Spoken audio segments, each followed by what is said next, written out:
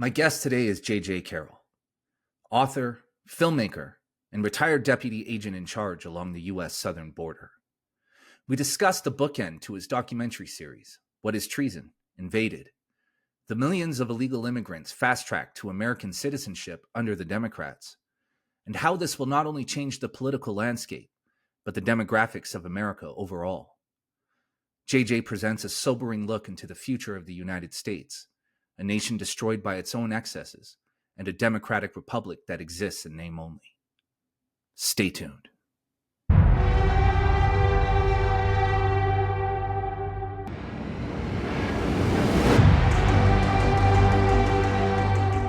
JJ Carrell, my brother, back again. How you doing, man?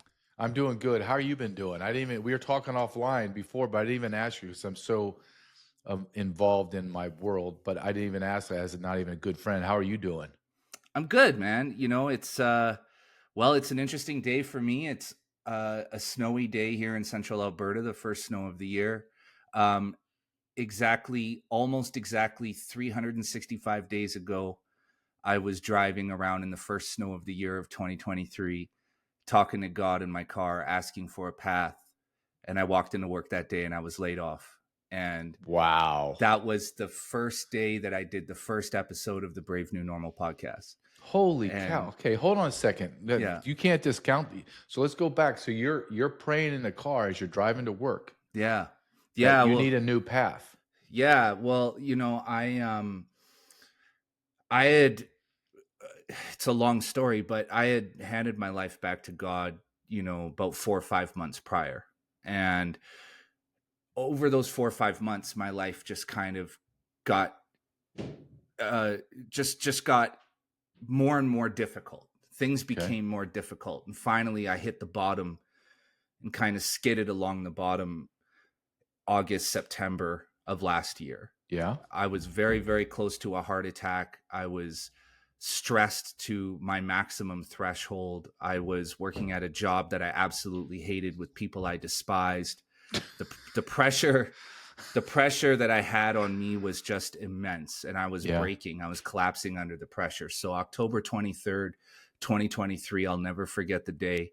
I had a podcast. I had decided to relaunch my podcast and just see where it went. And I had booked in Eva Chipyuk. She was a counsel for the Freedom Convoy here in Canada during the investigations of the Emergencies Act that Trudeau had invoked. And she was the lawyer that cross-examined Justin Trudeau.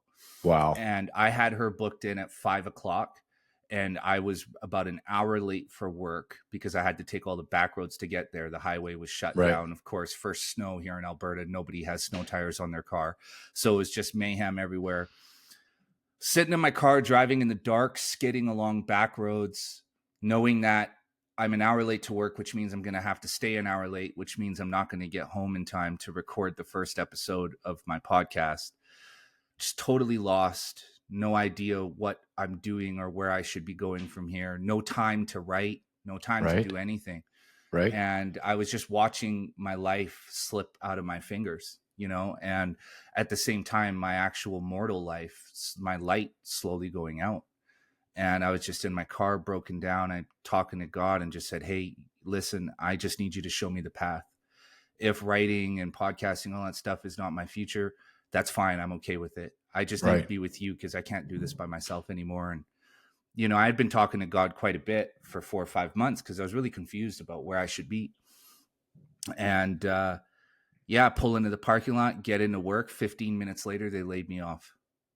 And that was like, if you ever I'm not laughing at you because what I'm laughing at is because when you ask God for something and he delivers it, sometimes he just goes all in, doesn't he? It's dude, crazy. It's the craziest thing I've ever experienced in my life. Like, I handed my life back to God and I didn't know what that meant, right? Like I didn't know what that meant. It was just, I finally reestablished that connection and was like, all right, here we go. Wherever you want me, I'm going to go. And I didn't realize that those 4 or 5 months of me just having the shit kicked out of me. I mean, literally getting shooting pains in my left arm, pains in my chest, sweating at night while I'm sleeping, like all the signs of a heart attack there, Right. not knowing that all of that was literally just to get me to that bottom, Uh-huh. to total surrender, you know?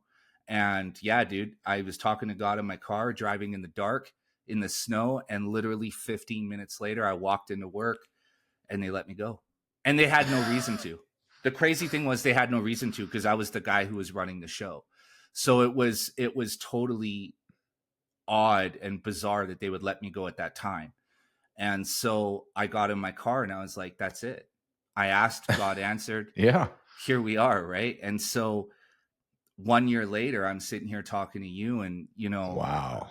I got to say, brother, I'm so happy it's you that I'm doing this with, because you're one of the people that I've spoken to that, I feel like I actually have like a real friendship and a real brotherhood with, Yeah. and so I just think it's so perfect that you and I are talking on this day. This episode is Wow. premiering on November 6th, the day after the election is when this episode will premiere. Oh my gosh. Well, So that's an incredible story, and I believe I believe in that. I believe absolutely. It just happened to me just actually Saturday night. Same thing. I'm sitting right here where I'm talking to you. Someone asked me to, how someone asks you to do something and you're like, yeah, and then it just kind of evolves to more and more and more of your time. yeah, And wonderful lady, wonderful program, but it just started growing, like more of my time, right? And time is of the essence for a lot of us. And it's Saturday, and I get done. So I gave me and Ryan Matta, we believe in giving our documentary out to whoever wants to see. If they can't have the money, we'll just give it to you, or an organization wants to show it, we'll just here. And I'm listening to these people are watch my video, but they're in California, so I'm sitting here at 1:00 in the morning talking to people about my documentary with Ryan, and they're telling me all the things that I already know that I need to do. You need to get this in front of Trump, and you need to get this in front of Elon Musk. That's like going to the grocery store, right? So, right. and I'm like, and I'm trying to be kind. Yep, you know what? I believe that. Thank you very much. But then they pray for me, which God, I need that so much. And when it got done, I remember sitting on my desk right here. Everyone's off, and I'm just sitting here, and I just start praying to God, and I'm like, I know, like you, I don't even know how I got here.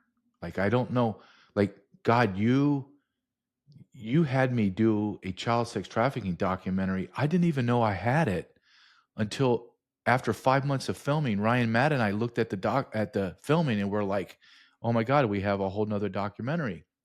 So I know you didn't do that. I know it wasn't me. It wasn't like I'm a genius and we're going to do 2 documentaries. And I never did a documentary in my life, more or less create 2. So God, how are you? My prayer was, I know you used me to create this, and I don't even know how you chose me, because I'm so horrific of individual, but you chose me. We did this, and you did it. I know you don't want it to lie. I know you don't want it to just die in darkness. I mean, it doesn't, like, did you want me? And I had the same prayer as you did. Do you want me not to do this? Like, if you don't want me, and if you don't want me to do this, then can we just stop playing the game and just end it, right? Can I just move on with my life? And I said that throughout my time filming with Ryan as I was flying to locations. If this isn't what you want, please throw up the roadblock and the flares, because I'm stubborn, and I'll just fight through it. But I need you to give me some guidance and some wisdom. And here I am again last Saturday night saying the same prayer. And I mean, God, if you want this to happen, then I can't do any more than I'm doing. I mean, I'm going to keep doing. I'm going to keep going on and podcasts. I'm going to keep writing. I'm going to keep doing all this to get it out there. But this has to be way more than me. And I wake up today, and Ryan texts me and goes, "You won't believe this. Watch this." And it's an older lady in Pennsylvania, gets up to speak to Elon Musk. Elon Musk's given his rallies in Pennsylvania, 5 rallies in 5 days, I think it was, or whatever. And she says, there's 2 documentaries that I would like you to if you could help get the reach out. And she names my documentary, Ryan and mine. She goes, this one's called What is Treason? And Elon Musk said, I will look into it. Mm. So, well, what will happen? I don't know. Elon Musk grabs it and pushes it out that to 100 million, 200 million people. I mean, I don't know, right? But I don't believe, Jason, I don't believe that our prayers go unheard. I just think it's, do individuals like me and you have the wisdom to hear or see what his answer is? Like, I think he answers all of us. It's just, do I want to hear what his answer is, good or bad, right? Yeah. And then a lot of times when he tells you, yeah, okay, we're going to do it, he gives you so much, it's like, all right, you've been begging me for it. Here it is. Let's see how you do. How, are you going to sink or swim? Are you going to cry? Or are you going to work all night? Right? What are you going to do? And that's where I think I'm at right now and I'm sure you feel the same way, is that I'm overwhelmed, right? I'm looking at everything I got to do. And I mean, you were in the movie business. I mean, me and Ryan Matta never did this before. We're promoting, financing, marketing, creating it, editing it. I mean, you've been in this business. That's about 10, 15 people Yeah. that, and those 10 or 15 people have 3 or 4 people in their little world that they're subbing out. So you got 20, 30, 40 people working on this project. And it's me and Ryan. I'm not complaining. I'm just saying, dear God. And I just don't want it to die in darkness, right? And and everything logically says, well, of course I'm not going to allow it to die in darkness. Look at what I've done for you already, JJ. Look at all this. This is not because you're smart. You're not the smartest guy. I didn't build you to be the smartest guy. I built you to be kind of tenacious and determined, and you persevere through stuff. That's the gifts I've given you. You have no technological skill. You have none of that stuff. So that's why I partnered you with Ryan Matta, Mm-hmm. because he's going to handle all that. Now I'm getting it out to people, and part of me, I'm very hard on myself, and I'm like, okay, well, I haven't hit where I need to hit, but I have to also realize that this is beyond me. Just like your writing and your podcasting, it's beyond you. Yeah. I mean, you can do everything in your power, but does God want that reach to happen? And if he doesn't, then there's a reason why. But I find stories like yours and people that tell me is fascinating, because I believe God listens, right? Mm-hmm. I haven't always felt that way. I've had some very difficult personal things happen to me in my life, and I never doubted that God exists. Now, I will be honest, there were stretches in my life where I thought, God, is God really there? Like, I know he's God, and I don't ever deny or question his existence, but are you that God that knows me, like gives a crap about me? And I went through some difficult times where I was like, I don't know. I know it was just me and my stupidity and my human frailty and my resentment that I just blocked him out, Yeah. but he doesn't leave. But it's fascinating. I think, Jason, is fascinating. And when I hear stories like yours, it's amazing how God will be so profound in his answer. Like, it wasn't like, hey, we're going to downsize and maybe we're going to, maybe you might be laid off in a couple months. No, get out, Yeah. Jason, get out. You're gone. See you, get out. And you're kind of put in that position of, oh, okay, God just moved me into another, and he picked you up and said, you're not going that way anymore. You're right over here. You're going that way. Go ahead, go. Yeah. That's exciting. It's scary, but it's exciting. Yeah. Yeah. Well, like, I'll say this, like, I over the last year, I mean, this is probably the subject that I've contemplated most, because I was like you, like I didn't never not believe in a creator. There were a lot of times in my life where I just didn't know if there was anything looking out for me. Right. But I think that, through lots of contemplation this year, I think that our relationship with our creator is one where the creator is hands off. creates us and it says go, and the Spirit says go. And it doesn't really get involved. I think the nature of the relationship is that we were given consciousness and self-awareness, the greatest gift. And the reason we're given that is for us to ultimately make the choice whether or not we want the Creator active in our life. But God gave us the gift of having the choice whether or not to have the Spirit active in our life. And so, like, for me, this year has been, I'm telling you, like, miracle after miracle after miracle, right? Like even last week, I'm writing, I'm doing the podcast, I'm hustling my ass off to pay the bills, keep a roof over my family's head, you know, to try to build this thing. I'm hustling like crazy. I'm exhausted all the time. Right. And last week I was a little bit behind on money. I'm like thinking in my head, I'm stressed out. I'm like, man, like this week didn't work out financially the way I needed it to. And in the last 2 days, all of the money that I needed, the exact mark that I needed to hit, it all came. And it was God saying to me, hey, dum-dum, do you have faith or do you not? Yeah. Right? Here's a little reminder that you need to have faith that I've put you on this path for a reason. You reestablished your relationship with me. And now that we're together, I'm going to take care of you. You just got to trust the process. You just got to trust my guidance here.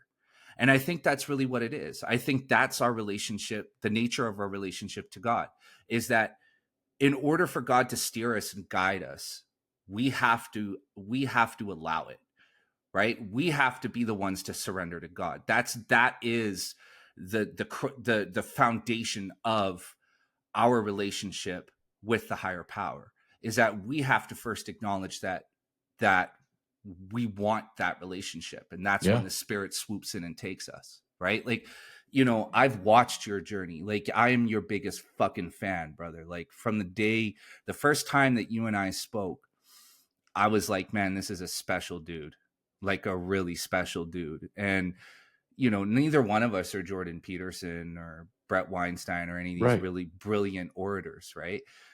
But what we are is real. And that's the thing that I took from you, like right off day one. I was like, this is a guy who's genuinely concerned about the future of his country, has boots on the ground experience, which a lot of people don't, right? A lot of people are just talking heads. They're just commentators going off of whatever's in the news cycle. But you're a guy who spent well over a decade in the shit, chasing people down in the darkness. You know how this goes, and you're watching your country fall apart, literally, right?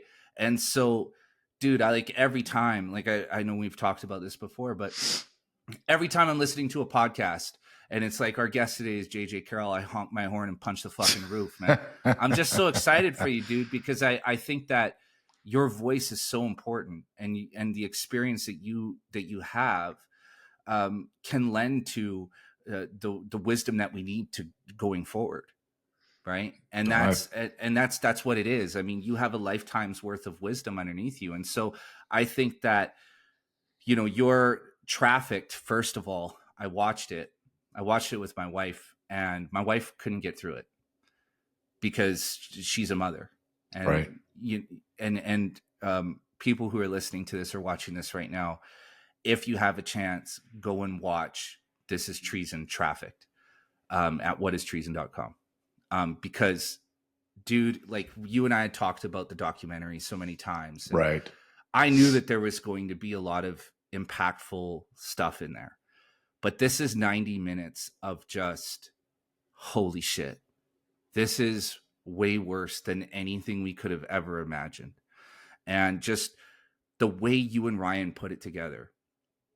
I mean, honestly, I cried maybe 2 or 3 times watching it. My wife couldn't handle it. It was just, you guys break down exactly how the arms of the American bureaucracy are working to traffic children through the United States and into other countries. And you guys break it down perfectly. And there are as of when the documentary came out, there were over 300,000 kids unaccounted for. Has that number grown since the documentary came out? So right when we put out the documentary, there's like 400 and at the time, 440,000. I would say we're closer to 500,000 children. And about a month ago, Inspector General DHS said that the federal government has lost 320,000 children. Now, I'm telling you with complete certainty, they've lost all of them. So at the end of Joe Biden's term, he will have arrested, released 500,000 children and lost them all. So I think it's very important when you watch a documentary, you understand when they say that, well, we had 470,000 children, we've lost 320. So they're actually boasting that they have accountability for 150,000. So what this looks like for accountability is a third party actually has a file, a child's name and the sponsor and where the child is at. They literally pick up the phone, not a Zoom call, not I go knock on the door. Hey, is Johnny there? Yeah. Are you the sponsor? Yep. Okay. Thank you. Yeah. Welfare check.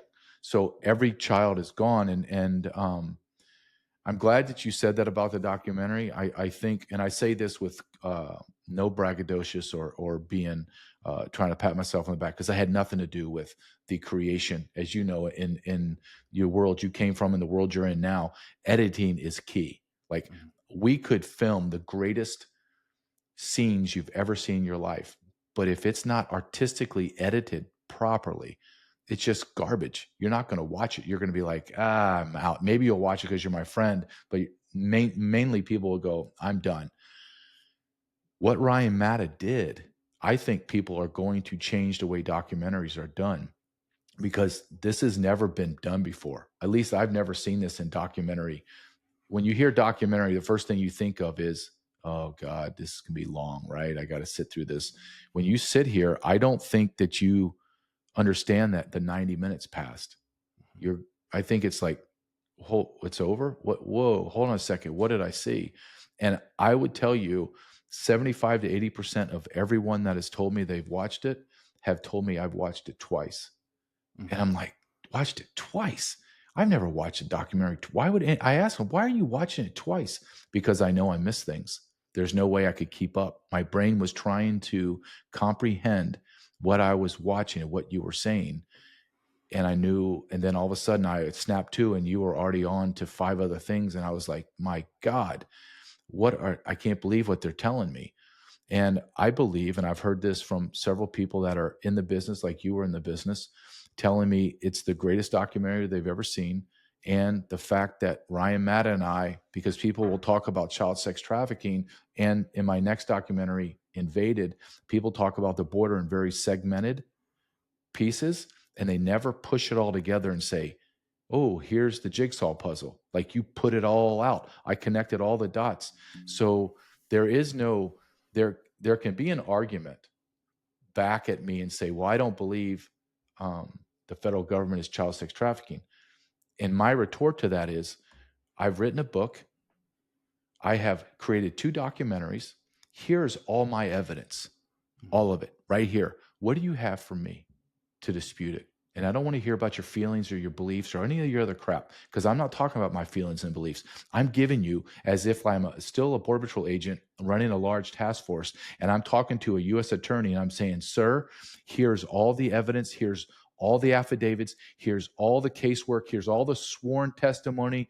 This is all the damning evidence. Everything's here for you. Well, I just handed you a great case. Now, if you don't like it, you're the defense attorney, then tell me where I'm wrong. Show me your evidence. You don't have any. The United States federal government is the world's largest child sex trafficking organization in modern history, period. Period. And I know it stings for Americans to hear our government is evil. Our government is complicit in evil. Our government facilitates it. I'm just telling you what I know. And to go back to what you and I discussed prior, is when I tell people say, well, you must have had an agenda when you were going to do the child sex trap. And I tell them, do you understand that I didn't even know what I was doing? Like, I'm being as vulnerable and as honest I can with you. Ryan Matta and I were going to film one documentary called What is Treason? Invaded. And we knew that the child sex trafficking was so enormous that we were going to circle back in November or December and go film a child sex trafficking documentary. Later, that was going to come out a year from now. And we come back and we're like, oh my God, we have hundreds of hours to prove our point. We didn't even make a conscious effort to film about child sex trafficking. So then that goes back to what you and I were discussing, Jason, and when I say my prayers to God, why would you, God, do this to me and create a documentary that I didn't even create? Like, yeah, I filmed it. Yeah, I was there. Ryan, yeah, he created the doc, but we didn't do it. I don't really know how to explain it, except we didn't do it.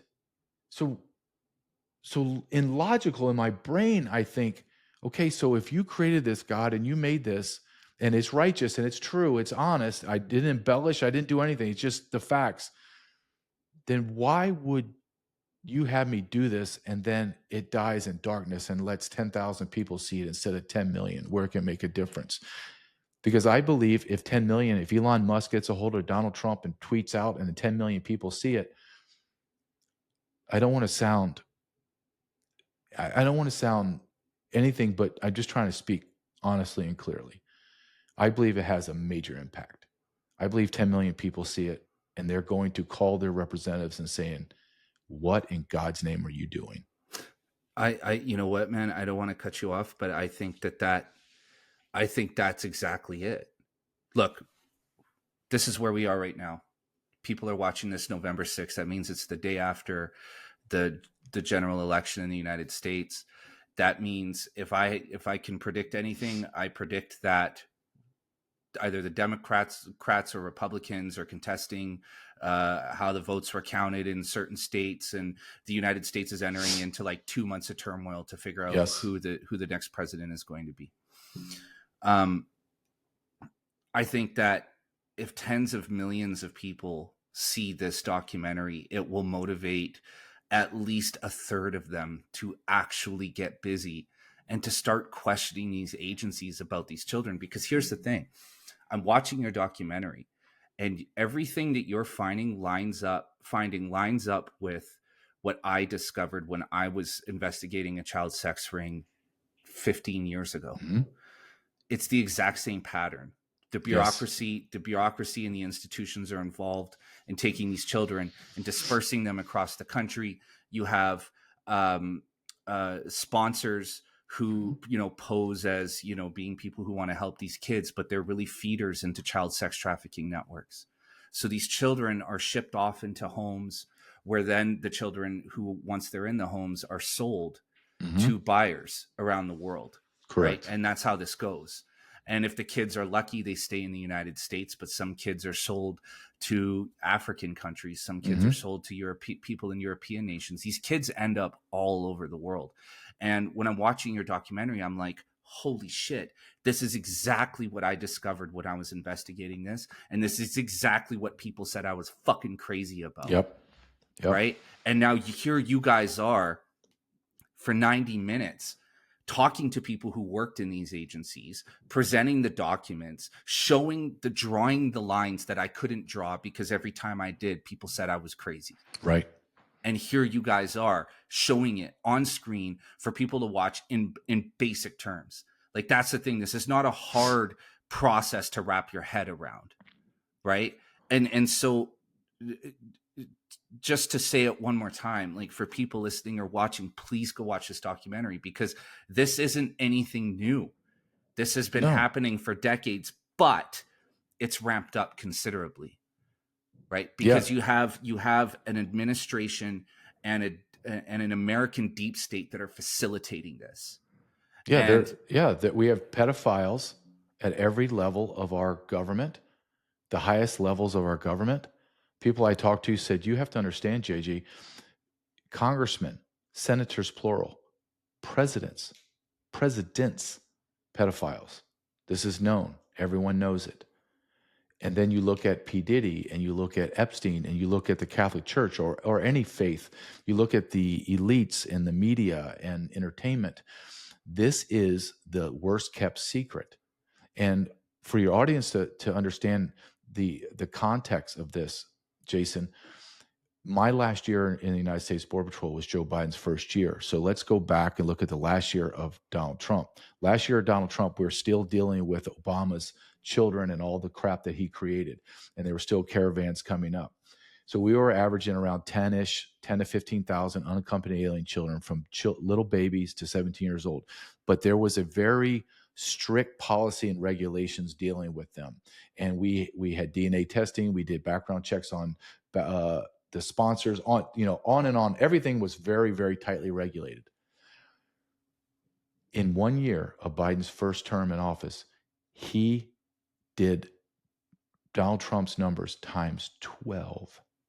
We had over 120,000 children. In the first 3 months of Joe Biden's term in office, first 3 months, he already surpassed 20,000 children. He did 120,000, second year 130, next year 140, this year will be probably 150. It's over 500,000 children, and they've lost them all. They normalized us to, we lost 85,000 in 2023. And then you would think, okay, 85,000. Okay, we're going to change everything. We're going to change our whole procedure. Nope. They ramped it up faster, and now they're at 320,000. They just are normalizing us to the absurdity. We're 6 to 9 months away from them coming back, they being the inspector general of DHS, and saying, well, we've actually lost over 400 to 500,000. And the question has to be, where are all the children? Where 500,000? Do you understand how much 500,000 is? And Donald Trump has said it repeatedly, and I quote, a lot of them already dead. Because I want your audience to understand, these are ghost children, meaning they don't exist. So they can take their organs, they could ritually sacrifice them, they can sexually abuse them and sell them over and over and over and over again, and nobody cares because they don't exist. Nobody knows. They can't see them. You're not parading them around. They're gone. And when you understand the evil, and then you begin to peel back and understand the distribution of these children and the major players involved in Catholic Charities, Jewish Family Services, Lutheran Family Services, Health and Human Services, ORR, the local CPS, Child Protective Services, and you begin to understand, oh my God, this is so big. And this is the feeling I had. I'll be very clear and honest with your audience. I came out of the Border Patrol in 2021, in July and August 2021. So I did about 7-8 months of Joe Biden, and I got out. I came back to the border in 2022, 2023, finished up my book. So about a year and a half, 18 months later, I came back. I saw the craziness. Then I came back in April 2024 to begin filming my documentary. And I'll never forget flying home from San Diego after filming for 2 or 3 days straight, and sitting on the plane in the dark of night. And I remember thinking, oh my God, you're so angry at people that don't understand what's going on. And yet you had no idea how big it was. 24 years in the Border Patrol, writing a book and researching for over a year. I had no idea until I went back and I wasn't myopic and like I'm an agent, this is my area of operation. I started looking at the totality of it. Jason, I could not believe how big the machine was, how well funded and how well oiled the machine was. It was unbelievable. Think of how much coordination there has to be to move anywhere from 5 to 20,000 people a day from the border into the interior. That's unbelievable. The coordination with the airlines and the funding and the movement and the feeding and clothing and medical. I remember flying home and going, how am I going to articulate this to the general public? They're never going to fully understand what in God's name I just saw. I didn't even know. And then when I got into the child sex trafficking and I saw it as I was traveling through the nation, Ryan, Matt, and I, about maybe a third way through, we were like, because we would take these long drives, right? We go interview someone, say in Texas, in San Antonio, and then we drive 8 hours down to Brownsville, Texas, in the middle of the night, and we just talk. And we were like, dude, the child sex trafficking is, I mean, it's taken over our documentary. Like, it's the pedophilia. That's the story, Ryan. That's the story. And we couldn't believe it. And then you go to these giant FEMA camps that hold 2,000 children. And then the people that we're interviewing are saying, yeah, they're raping the kids in there. Okay, the people, the NGOs are raping the kids in there. And then sure enough, the DOJ is now suing the NGOs because of all of the rape allegations that are happening in there. So the children are being raped as they come up to the border. 60 to 80% of every single woman and child coming up from the Darien Gap to the border has already been raped or sexually assaulted. Then we bring them into our custody, in the custody of America, and then we continually rape those children. And then we give those children that have been raped ad nauseum for weeks and months, then we turn them over back to the cartels in America. Mm-hmm. And the government's paying for it. The government's facilitating. The government knows. And that's the big thing. Jay say, well, you think the government knows? I prove in our documentary they know. They absolutely know. There's no plausible deniability. Like, I didn't know this. No, you've had the same people that I interviewed for my documentary have stood before you and sworn an oath to tell the truth in front of Congress and has told you exactly what I'm showing on the camera on the documentary, and you still won't do anything. Why? And that is the biggest question no one asked. That little, simple, 3-letter word that is so powerful. Why? Why do you continue to allow it to do it? Why? The answer is because you are all complicit in this. Mm-hmm. You are either a pedophile or you are someone that knows that these people are pedophiles and you remain silent. Therefore, you're complicit. Because you're complicit, I can blackmail you. That's it.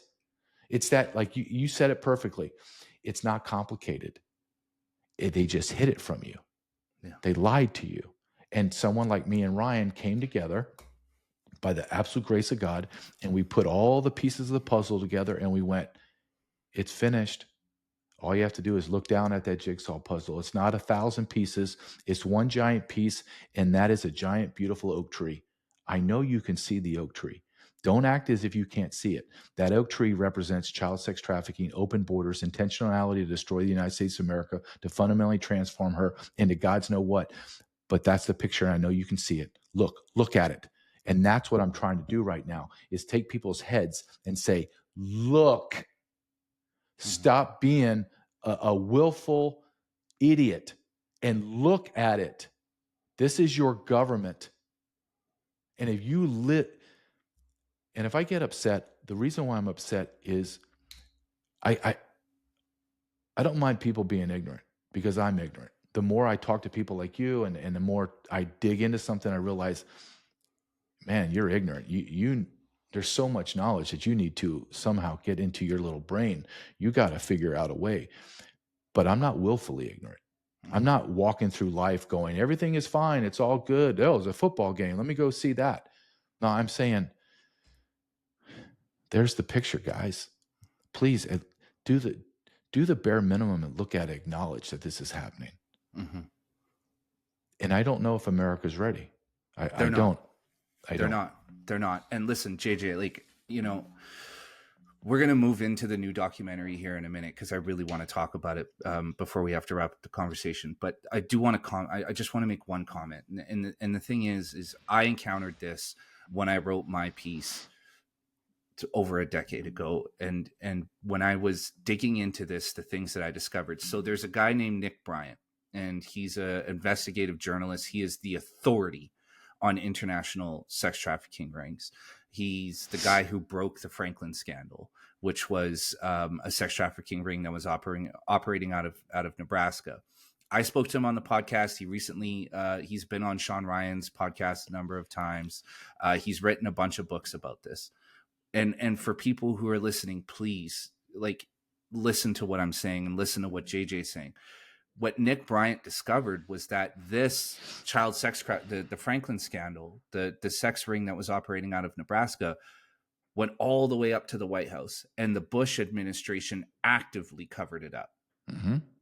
They worked and bent over backwards to cover it up because of who would be implicated Mm-hmm. if that hit mainstream news.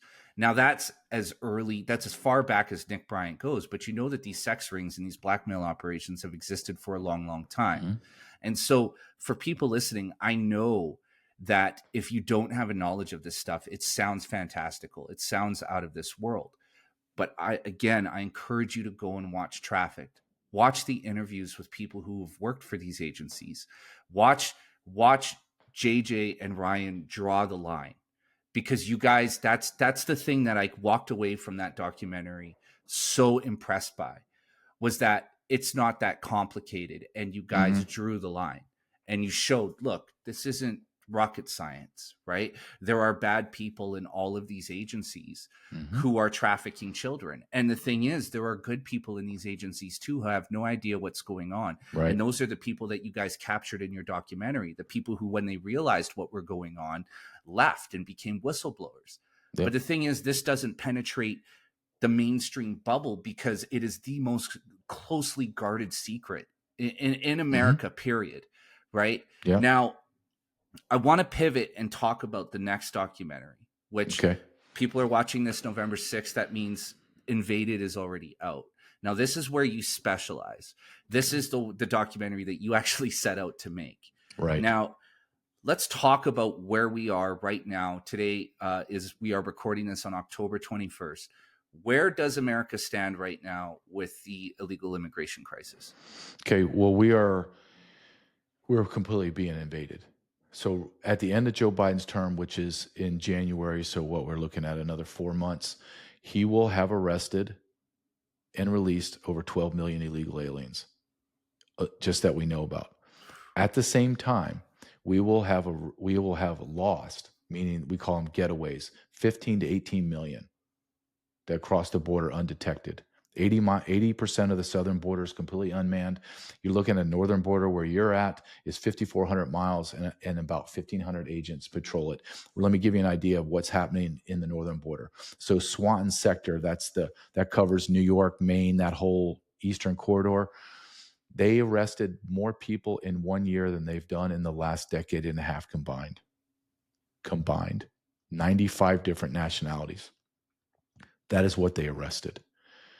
Everyone that is in the know, even the congressmen, have openly stated there's 30 million illegal aliens have crossed the border since Joe Biden has taken office. 30 million. There are, and I can cite these studies. There are studies, and there are people that come straight out and say 50 million illegal aliens live inside of America right now. That is 1 in 6 to 1 in 7 residents in America is an illegal alien. 1 in 6 to 1 in 7. I'm telling you, out of the 30 million that crossed, 60 to 70% are single adult military age men.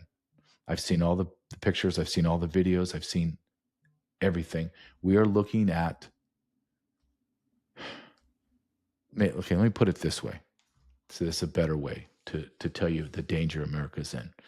And if America's in a danger, you're in America. You're in danger, Canada. Let's take 60% as the low end of single adult military age men from continent Africa, Middle East, Venezuela, and Haiti. I'm talking war-torn, physically strong, wiry, muscular men, alpha males. Straight there. Are they savages? Yeah. Are you literate? Yeah, I get it. Blah, blah, blah. They're alpha males.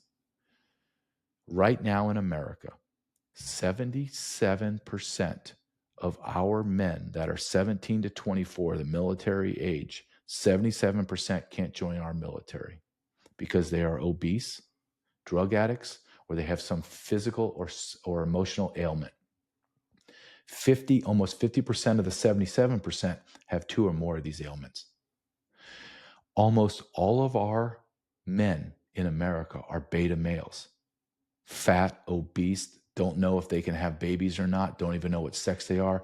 How do you think America fares versus alpha males from war-torn nations versus our betas? And I don't have to guess. All I have to do is open my phone and Google search illegal aliens killing and raping children, killing women, killing men. And you're going to see 1, 2, 1,000, 10,000 articles pop up of men being slaughtered, women being raped and abused, children being raped, assaults, crime that you can't even imagine.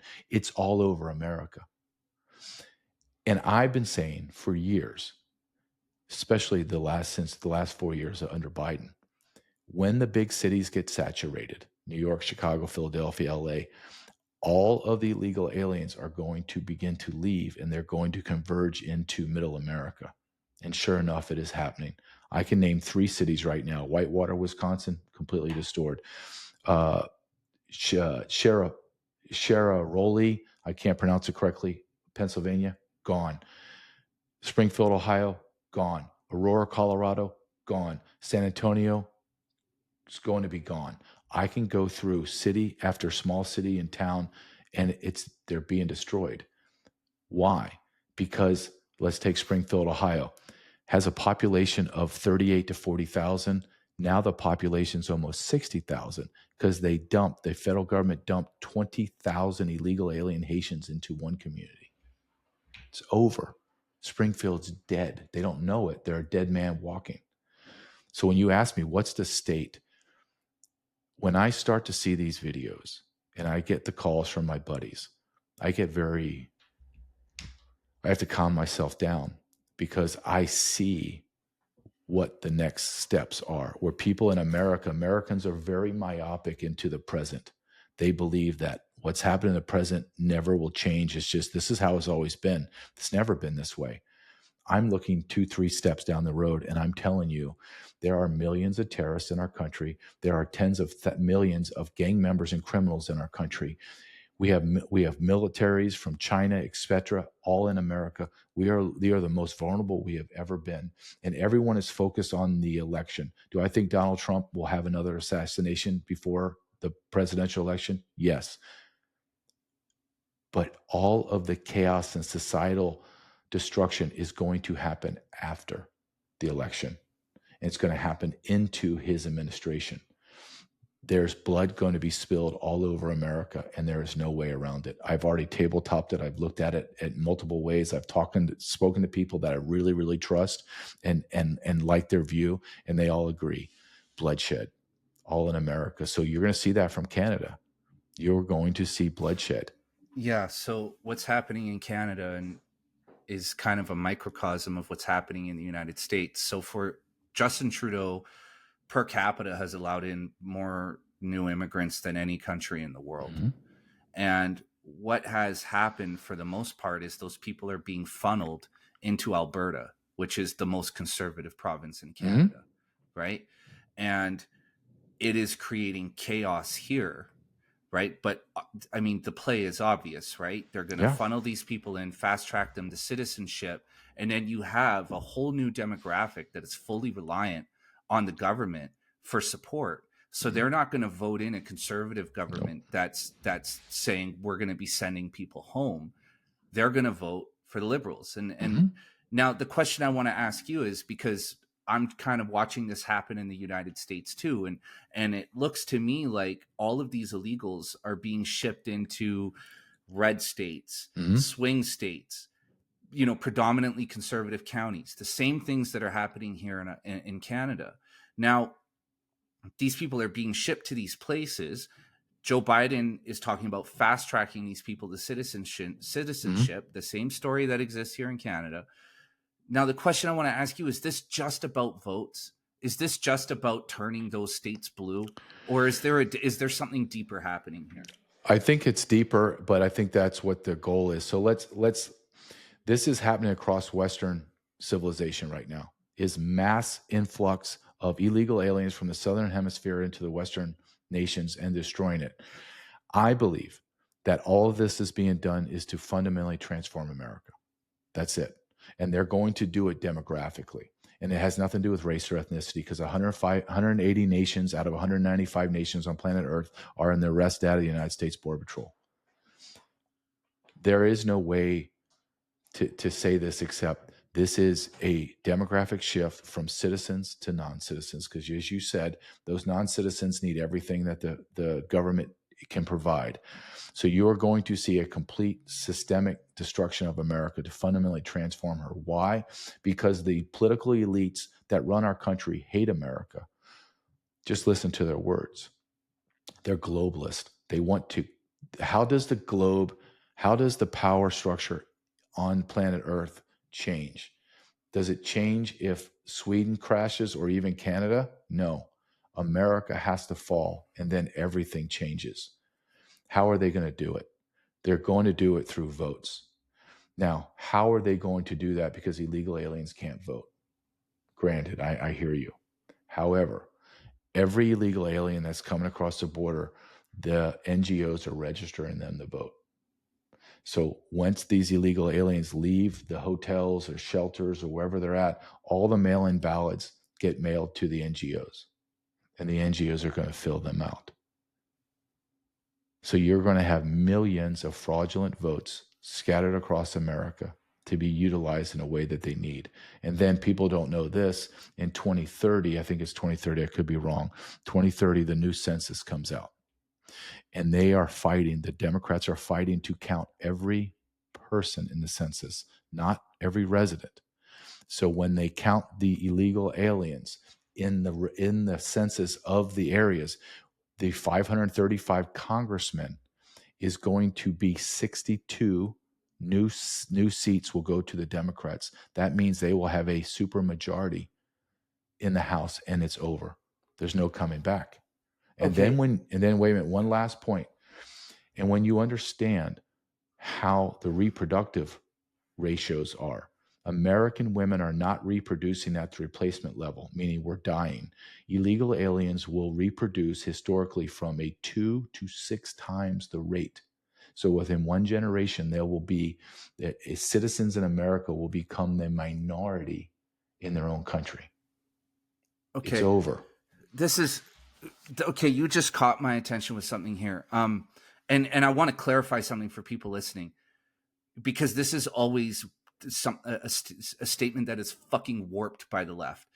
You're not talking about white Americans. You're saying Americans of all colors, period. I want to be clear about that, because what people do is they clip out you saying things like that, and they go, well, he's a white nationalist. JJ Carrell is not a white nationalist. He's talking about American citizens. Okay, let's yellow, red, black, white, whatever. This is great. Let me just make sure everybody understands what I'm saying. Right now, there's about 60% white in America, 13, 15% black, and then probably 16, 17% Hispanic. Nobody cares.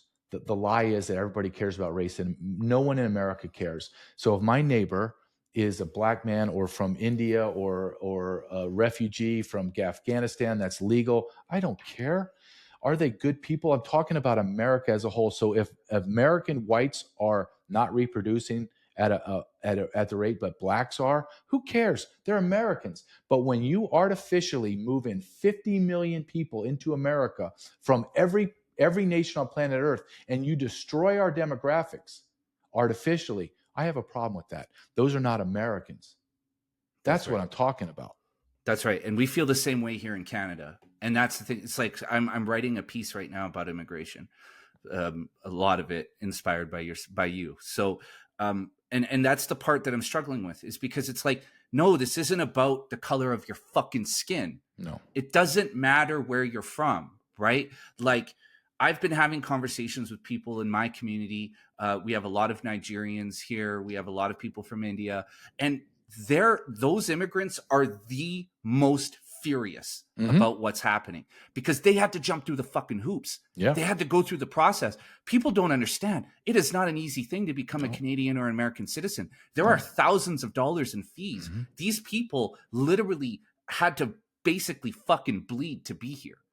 And why else are they? Why are they? And then there's another reason why they're so adamant, is because they left chaos and injustice and lawlessness to come to our countries. And you're saying, wait a minute, why did I do that?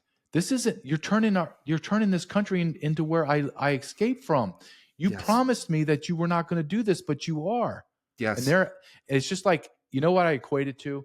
Legal immigrants are some of the greatest patriots, because they know. It's the same way as when people are born again or they convert to Christianity, they become the greatest Christians. Why? Because they were on the other side. And Yeah. they know what's happening over there. And they're like, oh my God, I can't believe I'm a Christian. Thank you, God. Everybody, evil's over there. And everyone's like, I don't see any evil. What? And they're Yeah. like screaming, no, you don't understand. The devil's there. I was there with the devil.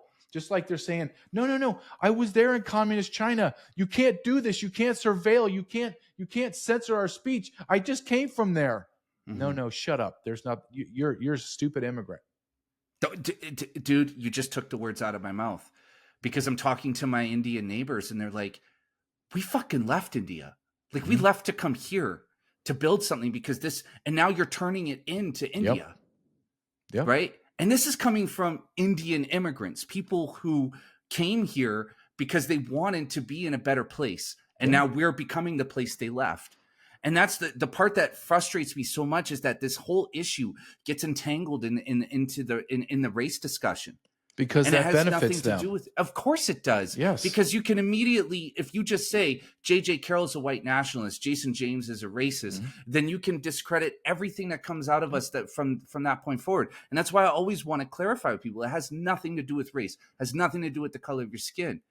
My heart pours out for these fucking immigrants who came here 10, 15 fucking years ago, jumped through the hoops and made their own success, worked their way up from the bottom, because now they're watching people come in from their country and getting a fucking free ride. Yep. And they're like, I cleaned bathrooms. I swept the floor at fucking McDonald's for 5 years to go to school. I paid 3 times. This is the thing people don't understand. Immigrants in this country pay 3 fucking times what Canadians pay for an education. So I paid 3 times more than Canadians for an education. I had to work 2 fucking jobs. I was supporting my kids. I put myself through university. Now I have this good job 10 fucking years later, and you're fast tracking these people to where I am now. Yep. And then they're going to replace you. And here's the thing I always say. I always like to play this game. Let's say that you're right. Let's say that I'm a white nationalist and I'm a racist and I'm a horrible, horrible person. Okay, let's play that game. I'm that. Now tell me what I said was wrong. Tell me anything that I said to you is wrong. Yeah. Nothing. Everything I said, all the numbers I gave you, everything that my analysis, everything is correct. And you know it is. You're just trying to cloud it with racist rhetoric about who I am. Yeah. I'm none of those things. But even if I was, does it change the fact that what I said was the truth? It's like child sex trafficking. Well, JJ, that's crazy. It's not that bad. Oh, okay. Let's play the game that I'm 99% wrong. I'm 99% wrong. I'm telling you that the government is trafficking 500,000 children, and you say, JJ, you're wrong. Then I say, okay, you're all right with the federal government trafficking 5,000 children? 5,000 children come into America and are raped repeatedly till they die? 5. Let's say 5. Let's say 5. Kids. Let's say 5 kids. I'm 99.9999% wrong. 5 kids. Your government brought in 5 kids so their pedophiles could rape them to death and then organ harvest. Mm-hmm. I'm telling you, the federal government has brought in 30 million people in the last 4 years. Let's say that I'm completely 90% off the rocker. So the federal government brought in 3 million people illegally. Are you okay with that? I'm not okay with that. So we come full circle in the fact that in order to make change, you have to point out what is wrong. And sometimes it's very hard to point what's wrong. Look, I'm going to tell you what's wrong with the child sex trafficking and the narcotics smuggling. I'm going to tell you exactly what's wrong. What's wrong is America is the largest consumer of child pornography. America is the largest consumer of sex with children, physical sex with children. America is one of, if not the largest consumer of narcotics. So what is wrong with America is America and Americans. It's not the cartels. It's not the drugs and human smugglers. It's us. We demand it. It's supply and demand. We demand it, and someone's going to supply it. It's human nature. So we have to be able to look in the mirror as Americans and say, we are not a great country anymore. I'm going to be very honest with the people that are watching. America is in decline. absolute decline. Can we come back out of it and ascend? Yes, we can. But in order for us to move forward, we have to speak honestly and say we are in decline. And I ask people when they say, because Americans do not like to hear that, and they immediately recoil when I say that. And I see their body language, and I ask them a simple question. Name me one segment of your life, religion, education, healthcare, politics, social media, law enforcement, state and local and federal, intel agencies, on and on and on. Name me one segment of society that is ascending. And they sit there and it's like the light bulb goes off and they're like, and I say, you can't answer one, can you? You can't give me one, can you? And they're like, no. Then how do you say that your nation is ascending and not declining? And it's like a light bulb goes off and I say, we are a declining nation. We are a nation that is in immoral rot, in a cesspool of immorality. We are consuming children. We are aborting children at 60 million since Roe v. Wade. Let me repeat that so you understand. 60 million lives were snuffed out.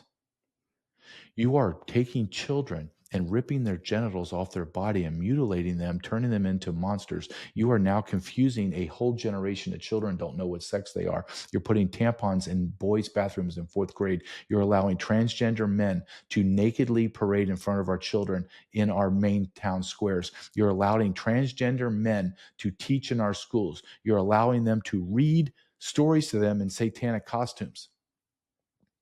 And yet you are questioning me about child sex trafficking? That's a step too far. Really, I just enumerated 7 or 8 things that are happening in America that are evil, that you applaud, that you actually sit there in parades and go, look at that diversity. And you can't have the intellectual curiosity or the intellectual honesty to say, oh my God, look at what has happened to our nation. Mm-hmm. We are in decline and we are morally bankrupt as a nation. So, dude, that might be the greatest 30 seconds I think I have ever fucking heard. JJ, I know you got to run, so I got just 2 last questions for you. Okay. First question. You mentioned something that caught my ear about 10 minutes ago. You said the NGOs are registering these illegal immigrants to vote. Correct. How are they doing that? They're just simply registering the vote. We have motor voter rolls. So if I go in and I get a driver's license, they'll immediately register me to vote. So you're having illegal aliens are going in, NGOs are registering them for all their social benefits, all of them. And then at the same time, they're just registering to vote. And then and they put the address is the Hampton Inn in New York City. So the mail-in ballots get mailed to them. And thus the reason why these blue states or just the states in general are trying to remove the ID requirement for voting, correct, right? And then, so let's play it one step further. So I come across the border and I get housed in the Hampton Inn in San Diego. I register to vote in California. I then get sent to Pennsylvania. The NGO in Pennsylvania will register me to vote in Pennsylvania. Who's going to, and everyone says, well, you know, it's illegal to vote and you go to jail. Okay. Who is going to track down 10 million illegal alien voting ballots? Right. Who's going to do that? And these are all mail-in ballots. Who's going to look at it? No one. And then when they get into these sanctuary cities and states like California, New York, on and on, Colorado, when they go to get a driver's license or some kind of ID, they will register them to vote again. So you're having multiple registrations of votes and no one's cleaning the voter rolls. America is a lie. The idea that America is a land of freedom and opportunity based on law and order is a lie. And it's all crumbling down. And Americans can feel it. If Americans are truly honest, which people speak to me all the time, they all feel it. The left, the right, the center, we all feel the destruction of America happening under us. I mean, we can feel the foundation breaking. And the reason why it's breaking is because there's no law and order anymore. There isn't. And I challenge anybody to contradict me on this. I want to be wrong. I want to be wrong, Jason. I want people to come to me and say, JJ, no child sex trafficking. The borders are secure. There's no voter fraud. In fact, here's my books. Here's my documentaries to challenge you. Don't see it. Why don't I see it? Because what I'm telling you is the truth. Did I do it the right way? Could I have been more articulate? Could I have been whatever? Yes, of course. I could be so much better than I am. But I'm telling you the best way I know how to articulate that America is declining because America is in a moral rot and our politicians are corrupt. Yeah. So, and man, JJ, fuck. Okay, I have one last question for you. Okay. Today, people are watching this. It's November 6th. We don't, obviously, at this time of recording, we don't know who won the general election in the United States, but I believe that the support behind Trump is so strong that despite all of this chicanery that we're going to see on the side of the Democrats, that Trump is going to win. I just don't see a way that he doesn't, unless the Democrats, in collusion with the American deep state, does something drastic to try to steal the election. What's your view? Do you think that the Democrats are going, and the American deep state are, I mean, we know they're not going to play fair, but do you think that there's a way that the groundswell of support behind Trump is strong enough to kind of to defeat whatever schemes and scams they're going to engage in to try to swing the election their way? I feel as if there's no way Trump can lose. And then I pause myself and I look at the landscape, and everything that is happening right now was happening when he ran in 2020. Massive rallies, people pouring onto the street. He went to and worked at a McDonald's. There were thousands of people poured on the street with flags, impromptu gatherings. He goes to a rally. There's 30, 40,000 people inside. There's 30,000 outside. People are sleeping on the streets, literally the sidewalks to get in line. Kamala Harris, Joe Biden, they can't even fill a high school gym. There is no enthusiasm for them. And yet Trump lost. I feel the same way. I believe that the left right now is making a very strategic decision. And their decision is this: what is the recourse? First, how much votes do we have to steal? How many votes do we have to suppress for Trump? And then how many do we need to manufacture? And can we manufacture enough for Kamala Harris to win? And then the second part of that question they're asking themselves is, what are the ramifications when we steal this election? Because it's going to be so grotesque. It's going to be even worse than Biden. It's going to be so in your face. Is America going to buckle back? And do we have the resources and the planning to suppress all of the MAGA people? And if they feel like they can suppress us through FEMA camps, putting us in jail, then they'll steal it again. I really believe that. They'll just steal it outright. Yeah. See, my fear is that they are going to spark a revolution. You know why they're going to spark a revolution, Jason? Because they want a revolution. Why? Because then they can take all the power from us. They can take all of our rights under martial law and turn the military on us and squash us once and for all. I believe that's their end game. And I've heard people that are very intelligent in this world tell me that is the last thing that we want to have happen, because they will use all of their powers to crush all of us. So then in that event, right, because you have these, I mean, the sense at least is that, you know, the overwhelming majority of military, law enforcement are all in support of Trump, right? I mean, look,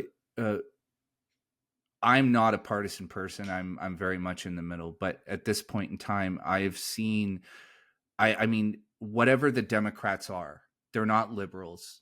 What they represent is something just profoundly evil. Mm-hmm. I mean, we're past politics. We're in this weird place where, you know, we're watching, and I hate to make these comparisons because they always feel hyperbolic, but we're watching the rise of something just evil and authoritarian to, I mean, just totalitarian completely, right? And so to me, this is beyond politics. The Democrats aren't the Democrats. They're something else now. They've gone into that world, right? They're satanic. That's the way I feel. It feels Luciferian to me. And it is. and so I feel like the good guys, like the actual real good guys, are all on the same side right now. We're all together. And we're talking law enforcement, we're talking military, we're talking writers, commentators, business magnates, billionaires. We're all on the same side. Okay, but let me push back on that just for a second. Okay. You're assuming you're talking to a guy who was in law enforcement. When you're in a corporation, the 80-20 rule is in effect, right? 80% doesn't really do much of anything, and 20% does everything, right? In a corporation, and then you can move those numbers around. Same thing happened in law enforcement, military. There's a small percentage of war fighters, and there's a small percentage of guys that actually do the law enforcement down in the dirty, arrest people. The other people are just order followers. They'll follow an order no matter what. I want you to march to off that cliff. Okay, yes, sir. I want you to go take those weapons from those people. Yes, sir. No one even says, is there an arrest warrant? Wait a minute, that's the Second Amendment. How? Nope. Okay, yes, sir. I don't believe that law enforcement and military personnel will side with us. I don't.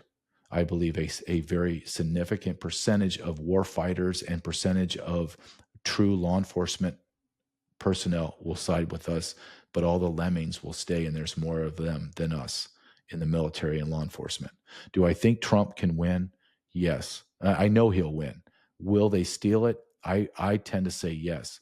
But let's say Trump wins. Like he somehow overcomes all the fraud. This is just the beginning, folks, of the societal chaos and the destruction of America. They will not stop. They will try to assassinate him multiple times in his 4 years. And then the rhinos will try to sabotage everything he does with the Democrats. We will see turmoil like we have never seen for 4 years in America. So I say to people, you need to buckle up and be ready. And I'm not a black pill guy. I'm just a guy that's can connect some dots and at least look at things collectively and say, this is what is going to happen, people. And I don't see, and people say, well, what do you think is going to happen? And I tell people, I see bloodshed in the streets of America no matter who wins.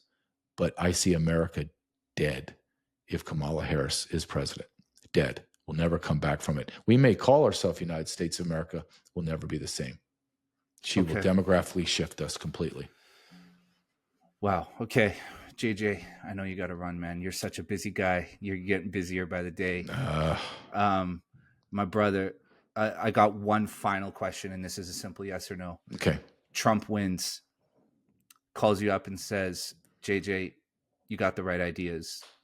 We need you back. We need you back on the border. We want to put you behind a desk. We want you to straighten this out. What's your answer to that question? Yes. I have to.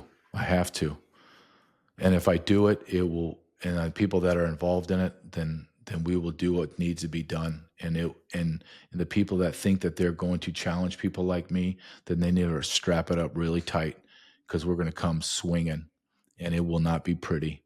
And all of the beta males will go running. So, man, I appreciate the time you always give me. I love our talks. I love it starting out with God and hearing your story. I think that's powerful, and I think people need to listen to that, because if you just silence yourself, which is so hard to do, and I fight it every day of my life to listen to what God wants you to do, he's going to tell you. He's going to show you. You just got to listen. And I'm preaching to myself right now that I have to just listen to what he wants me to do. So, no, I think it's great. You know, JJ, I got to say, man, you're one of the people that God brought me. And dude, I am so grateful to call you friend. For people watching this, JJ is exactly the guy who he presents himself as behind the scenes. And dude, you're a G.I. Joe. You're a real American hero, brother. They say I'm going to hire you as my pub guy. You don't want that. I'll fuck that up on day one. You will. But you'll screw it up. I'll have $1 million contracts being squashed. I love you, JJ. I can't deal with Jason J. Yeah, exactly. Yeah, you'll be in there fucking. You'll be. You'll have to let me go after the first day. But dude, JJ, hang around for 10 seconds as always. I will. But Dude, can you tell everybody where they can find you? Yeah, you can find me at JJ Carrell 14 on X, and then you can go to This Is Treason, thisistreason.com, and see both of our documentaries for $9.99. You get both documentaries. We're not charging you for the child sex trafficking. You just have to purchase the Invaded documentary, which will be out on October 24th, and you get both documentaries. So Listen, it'd be great. guys, I know I haven't seen Invaded yet, but I know I just based on Trafficked, I know that this is going to be one of the most important documentaries anybody can watch, period. Like, whether you're in Canada or the United States, we have more American listeners than Canadian listeners. So no matter where you are, go and watch these documentaries, guys. I can't explain to you enough. I can't promote these enough. Like, you guys need to go watch them. JJ crisscrossed the United States, and he found some stuff that I'm telling you, things that I knew but had never seen. And JJ showed me what I already knew, and I guarantee you this is stuff you don't know yet. So please go buy these documentaries. Mm-hmm. And in the meantime, JJ, we'll talk again in a couple weeks, couple months. We'll see where we're at. Sounds great. Thanks, brother. Take care. Yeah, you too, bro. All right.